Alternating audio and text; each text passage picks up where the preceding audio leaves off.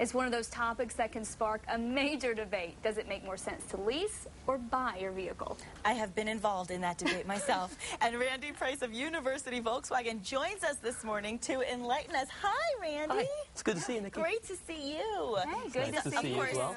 Not really a tie guy. No, never. Never ties at university. Never. And we want to talk about leasing versus buying because, as Kristen said, it does spark quite the debate. It so does. we want to ask you your expert opinion. Well, I'm a leasing fan. Okay. And the Be reason. careful what you say, because she's the leaser and I'm the buyer. And literally everyone's situation is a little different, but it comes down to it's just a financial decision, and too many people make it personal. They want to own their car really badly. Right. But most people don't ever own their car because the average buying cycle is 3 or 4 years. Sure. So they go in, they buy their car, and then 3 or 4 years they come in and they want to trade it in for a new car. Right. They didn't own it anyway. That's kind of the mentality I was taught. My dad was in the car business when I was growing up, and that was sort of the mentality of our family, plus the idea of always knowing you're going to get a new car and that there's always somebody to take care of it throughout the time span that you do lease it.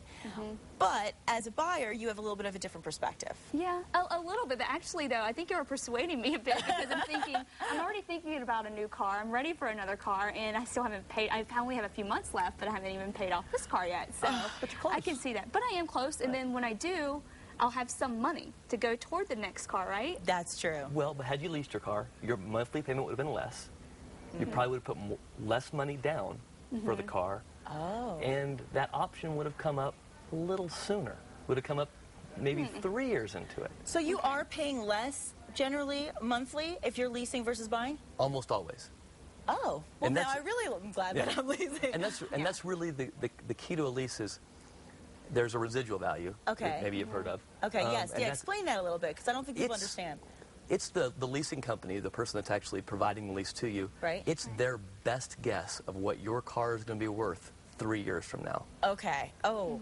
And nobody look at it. It's a guaranteed future value. Right, right. You know that car is going to be worth this many dollars 3 years from now. And of course, the second it goes off the lot, it depreciates. Right. We know that too. Right. Right. But here's my question, too. I'm a traveler, so I like to do a lot of driving, and so that's one of the things I've heard about. If you lease a car, if you go over a certain mileage, you get penalized. Yes. Is it? I don't know what the mileage would be. Is it? You get to pick. You get to pick. You get to pick. 12,000 is kind of the common. That's what I do. That's 1,000 miles a year. But you can go 10,000. You can go 15,000. Okay. I have a friend who has leased many cars, and what he does is he does the 10,000-mile lease. And then every time he goes somewhere, he goes down and rents a car. And because you can rent a car these days really cheap. That's And that true. way, That's when he true. travels in a convertible. Or if he's going skiing, he gets an SUV. That's true, But he too, drives around town in the kind of car he wants to drive around town in. But to play against my own decision, a lot of people, I think, feel like leasing is almost like renting a car, and they feel like they're just throwing money every day into a car by paying this car that they never get to see anything back for. So I think that's the other perspective that a lot of people have. It is, and that's that playing on that heart thing. I want to own my car. Absolutely. But had they leased their car, and back to that residual value, that guaranteed future value. Yeah. At the end of it, there's one thing for sure. That leasing company is just not that good. They're not going to be right. Right, It'll be worth more or less than that number.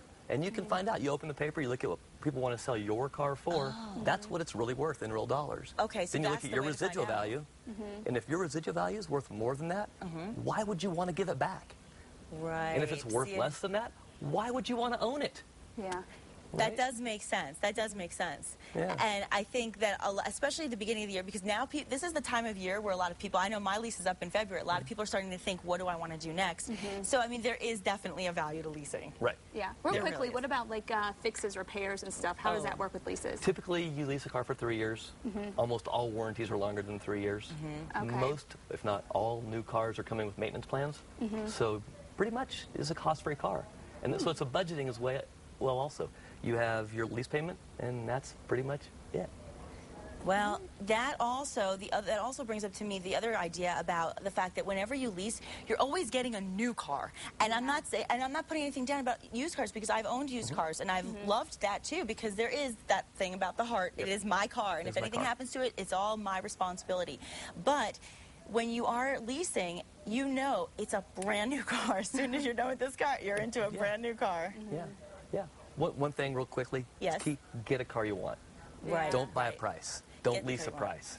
Get a car you want. And isn't this the time of year also where you're running some fun specials? Always. Okay, good. Always. Because we all need to be able to afford the cars we want to. This is the time of year most lots have. I know we do. We have some 2010s left. Okay. Great deals on 2010s. Fun. But the manufacturers are all really pushing their 2011s. We have, the new Mazda 3 at $180 a month right now. That's a great deal. I might be coming in for a little appointment soon, Randy. Check it out. Of course, you can see exactly where to go for University Volkswagen and Mazda at the bottom of our screen. And we want to thank Randy Price so much for coming in and giving us a little, shedding a little light on the debate of leasing. Well, thank you very much. Thank you so much. Thanks for coming in. We appreciate it.